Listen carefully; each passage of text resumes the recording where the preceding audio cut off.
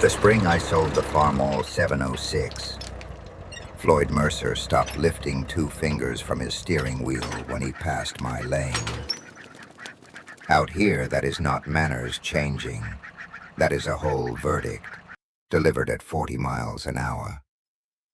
The tractor was a 1971 diesel, faded red to the color of old brick, with a loader frame that rattled only on the left side. My husband, Jack, had bought it used in 1984, the same year corn went flat in the South 40 after the windstorm. That tractor had fed cattle, pulled wagons, opened snowed-in lanes, and once dragged my pickup out of a ditch, while Jack laughed so hard he had to sit down on the running board. I sold it on a gray Friday morning in April of 2008 for $9,600 cash. Then I took that money, added the $3,900 I had kept in a coffee tin behind the furnace filter, and bought 284 Indian runner ducks. Not laying hens, not feeder pigs, ducks. By sundown, half of Henry County had heard about it, and the other half was working on a better version. The easiest explanation was grief. Jack had died the previous November, and people like a neat reason when a woman does something they do not understand. My brother Ellis said I was spending like a person who did not want to be alone in the house. My daughter Beth drove down from Cedar Rapids and stood in my kitchen with her coat still on, asking whether I had talked to the bank before making a decision that large. I told her the bank had never fixed the North Flat. The North Flat was 26 acres, below the windbreak, where the ground tipped toward Lost Creek. It had good black dirt on paper, and bad behavior in real life. In wet springs, the soil sealed over like pottery. Water sat in the wheel tracks. Slugs bred under last year's stalks. Soybeans came up ragged, then disappeared in silver bites before they could make a second trifoliate. Every expert had a program for it. The co-op wanted slug bait, seed treatment, and another pass with the sprayer. The tiling man wanted to split the old lines and lay new plastic at 40 feet apart.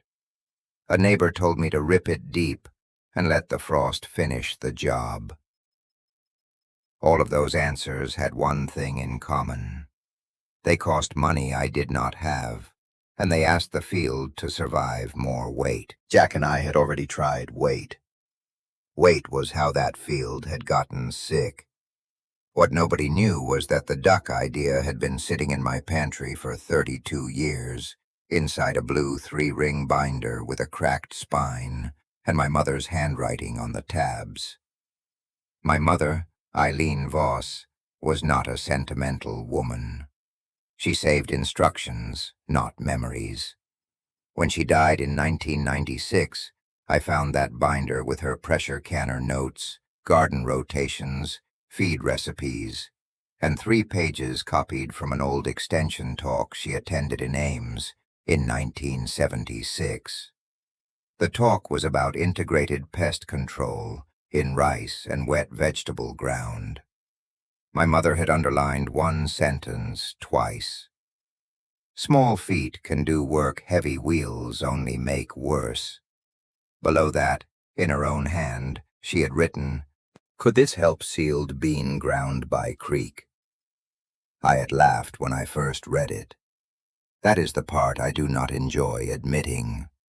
I laughed because it sounded like something for a magazine article, not a farm that still had real bills and real mud and real neighbors. Then Jack died. Then the North Flat failed again. Then I sat at the kitchen table one February morning with the binder open, the tile quote beside it, and Jack's pencil still lying in the drawer where he always left it.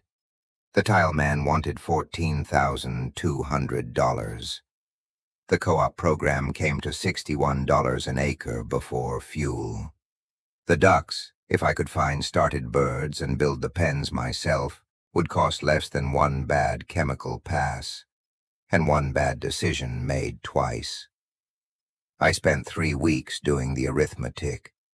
284 birds from a woman named Nola Kersey in Muscatine County. $9 a bird because they were already feathered and strong enough for April weather. Poultry netting, step-in posts, 2 little skid shelters, troughs, and enough feed to keep them honest while they learned the field. Total cost, counting gas and wire clips, $3,842. A ridiculous number if you say it at the feed store. A serious number if you write it under the $14,200 tile quote. Nola delivered the ducks on April 17th, just after sunrise. She drove a blue stock trailer with one fender wired on and a hand-painted sign that said, "Runners are not pets." When she dropped the gate, the ducks came down in a narrow, upright river, heads bobbing, feet slapping the ramp, every one of them looking offended to be awake. Floyd Mercer was parked on the road pretending to check a fence staple. I let him pretend. Nola handed me a folder with feed notes and one warning in red ink. "Do not chase them," she said. "Show them where the work is, and then get out of their way." That was the best farming advice I received that year. I had divided the North Flat into 4 strips, using portable netting, each strip running from the old oat stubble toward the wet ditch grass, where the slug pressure started. The ground was soft enough that my boots made a sucking sound. The ducks noticed before I did. Within 10 minutes, they were working the residue line with their bills down, not pecking like chickens, not scratching like hens, but sweeping. Left, right, left, right. The motion was quiet and steady, like 100 small hands turning the first skin of the field. I had expected them to eat what they could see. They went after what I had stopped seeing. Slug eggs under damp stalks, beetle larvae in the trash layer, soft weed sprouts, tiny living things that had been using my no-till residue as a roof, and my patience as permission. By the 3rd morning, the first strip smelled different. Not pleasant exactly, alive. There is a difference between rot and life, but you have to be close enough to the ground to know it. Rot has a sour edge. Life has depth. When I pressed a handful of soil between my fingers, it broke apart instead of smearing smooth. That had not happened in the North Flat before Memorial Day since 2001. I wrote it down because I did not trust myself to remember fairly. April 20th, first strip, surface opening, less smear. Ducks working ditch edge hardest. The neighbors wrote things down too, I suspect, but not in notebooks. Ellis came by on the 5th day and stood with his hands in his coat pockets. He watched the ducks move in a low white band across the residue. "You sold a loader tractor for this," he said. "I know what I sold." "What are you going to do when you need a loader?" "Borrow yours," I said. That was the first time he looked worried, for practical reasons, instead of family reasons. The first real test came with rain. On May 2nd, we got 2.5 inches in one night. The kind of rain that drums on the roof so hard you wake up, already calculating damage. At dawn, I put on Jack's old raincoat and walked to the North Flat, expecting to see the usual shallow ponds sitting in the wheel tracks. There was water, but it was moving. Not fast, not dramatically, just moving in narrow threads through the opened residue, sliding toward the ditch instead of sitting in place like a refused argument. Then I saw the west pen had sagged. A limb from the windbreak had come down in the storm, pulled the netting flat, and opened a gap wide enough for half the birds to pour through. Ducks were scattered along the grass waterway and into the first bean stubble, like loose white laundry in the rain. I spent 4 hours in mud up to my shins, not chasing them because Nola had warned me, but guiding them, cursing softly, using a feed scoop like a church bell. By 9 o'clock, I was soaked to the sleeves. By 10, Floyd was standing at the road with 2 other men. By noon, I had every bird back except 11. That was the hour I nearly quit. Not because of the mud. Mud is honest. I nearly quit because I heard the men laughing from the road and understood that if this failed, it would not fail quietly. It would become one of those stories people attach to a person for the rest of her life. The year Mary sold the farm all for ducks. The year grief got into her checkbook. The year the North Flat broke her. I went inside, peeled off Jack's raincoat, and stood in the back porch with water running off my hair into the boot tray. Beth called while I was still standing there. I almost told her I had made a mistake. Instead, I looked through the pantry door at my mother's blue binder, still open on the table. Small feet can do work heavy wheels only make worse. I hung up the raincoat. Then I went back outside. The 11 missing ducks walked home by supper. That is not a metaphor. They simply appeared from the ditch at 5:40, single file, wet, filthy, and completely unashamed. By the middle of May, the laughter began to thin. Not disappear. Thin. The board traps told the first truth. I used old cedar shingles, 12 of them, set in a lazy X across the worst 26 acres. The first week of April, I counted between 14 and 22 slugs under a board at daybreak. On May 16th, after 4 weeks of duck rotation, the worst board had 5.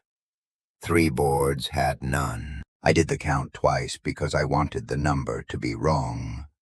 It stayed right. Then I ran the coffee can test. Jack had taught me that one. Push a bottomless coffee can an inch into the soil, pour in 1 inch of water, and time how long it takes to disappear. In 2007, the North Flat averaged 38 minutes. On May 19th, the slowest spot took 15. The best took 7. That is not a miracle. That is a field accepting water again. I planted soybeans on May 24th, 6 days after Harold Brenner told me I would be lucky to get them in by June 10th. I planted slower than I wanted because I refused to smear the seed slot after all that work. The stand came up uneven in 2 wet corners and strong everywhere else. On June 8th, I found my first proof in daylight. The beans in the second strip were at V2, clean and green, with only light feeding on the lower leaves. I knelt at the end row and checked 10 plants. Then 10 more. Then 10 more. The way Jack and I had always counted when we needed facts instead of moods. The damage was there, but it was scattered. Nothing like the shaved-off sadness I had seen the year before. At the ditch edge, the ducks were already working. They had learned the day's map better than I had. Morning along the wet grass, midday shade by the skid shelter, late afternoon back to the residue where the ground stayed cool. I did not train that schedule. I only stopped interrupting it. Floyd came by that evening. He did not get out of the truck. He rolled his window down and looked across the field for a long time. The beans were not high enough to brag on, but they were there. On that ground, being there in June was already a statement. "You spray yet?" he asked. "No." "You going to?" "Not unless the counts say so." He looked toward the ducks. "They count too?" I said, "Better than most men at the co-op." He almost smiled. Almost is a kind of progress. July turned hot, then mean. The creek dropped. The clay in the lane cracked. People who had mocked my wet field in April started praying over their dry corn in July. That is farming. You can be embarrassed by water in spring and beg for it 6 weeks later. The North Flat held longer than I expected. I think it was the residue. I think it was the open skin of the soil. I think it was the small daily deposit of manure, and the way the ducks had broken the crust without sealing it again. I am careful with claims because farming punishes people who speak too early. But I know what I saw. The beans stayed a darker green through the second week of July. The roots I pulled had more fine hair than I was used to seeing there. And when a thunderstorm finally came on July 18th, hard and short, the field took it without lying down. That was when the second kind of visitor started showing up. The first kind came to laugh. The second kind came with questions, and tried to hide them inside ordinary conversation. Harold asked where I bought the netting. Ellis wanted to know whether the shelters were heavy to move. A young farmer named Clint stopped at the lane and said his wife liked ducks, which was the longest road any man ever took, to ask whether they helped with slugs. I answered what they asked, and not one word more. A field will tell the truth soon enough. A person does not have to run ahead of it. In August, the beans canopied clean over the row. I walked the North Flat every other morning with a notebook in the back pocket of my jeans. Beetle feeding stayed light. Weed pressure was not gone, but it was different. Less thick along the ditch grass, less eager in the places where the ducks had worked first. The co-op man came on August 12th. His name was Lyle, and he had always been polite in the way people are polite when they believe the invoice will eventually prove them right. He stepped out of his pickup with sunglasses on and a tablet under one arm. He looked at the beans, then at the ducks loafing under the skid shelter. "I'll admit," he said, "this looks better than I expected." That sentence had to climb over a fence before it got out of him. I told him the field was not finished yet. He nodded, glad to agree with caution. Then he said, "You know, 1 good year doesn't make a system." I looked at the North Flat, at 26 acres of beans standing where bare stems had stood the year before. "No," I said, "but 1 good year can prove the old system was asking the wrong question." Harvest came October 21st, under a hard blue sky. I rode the wagon to the elevator myself, because I wanted the ticket in my own hand. The first load tested 12.8 moisture. The beans were clean. The second load was the one that made Del Reese at the scale window take off his cap and look again. The North Flat made 64.3 bushels per acre. That field had not cleared 42 in the years Jack and I had kept separate records. In 2007, it made 31.5, and half the stand had looked embarrassed to be alive. Del printed the ticket and held it by the corner. "This from the duck field?" I said. "That is its legal name now, I guess." He read the number again. Then he looked past me toward the road, as if the answer might be parked out there with hazard lights on. What did you put on it? I told him. 284 ducks, 4 rolls of netting, and the patience not to drive on it when it was begging me not to. Dell did not laugh. He folded the ticket once and handed it over carefully. Like paper can become heavier when it proves something. That winter I sold 70 ducks to a market grower, kept the rest, and bought a small used loader from a man who had painted it badly, but maintained it well. It was not the farm all. Nothing was going to be the farm all.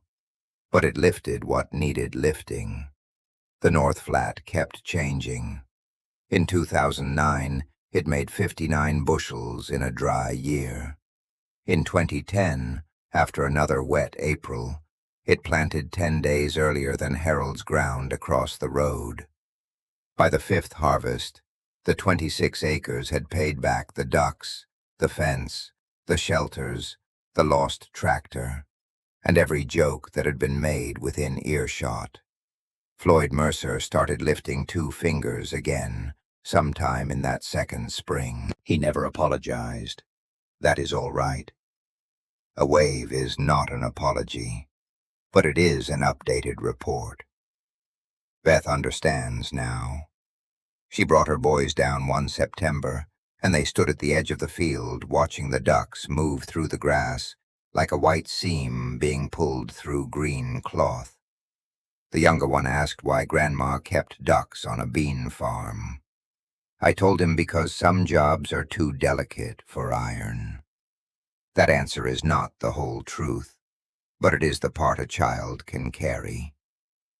The whole truth is this: a farm remembers weight. It remembers every pass made too wet, every shortcut taken because rain was coming, every time a worried person tried to fix softness by pressing harder. But it also remembers relief. It remembers roots. It remembers manure and air and patience. It remembers the morning somebody finally stopped trying to win an argument against the soil and started listening to what the soil had been saying for years. I do miss that farm all. Some mornings I still hear a tractor on the county road and think, for half a second, that Jack is coming up the lane with one hand on the wheel and dust behind him. Then the ducks start talking down by the ditch, low and busy, and absolutely unconcerned with anyone's opinion. The tractor taught me how to force a field. The ducks taught me how to let one breathe.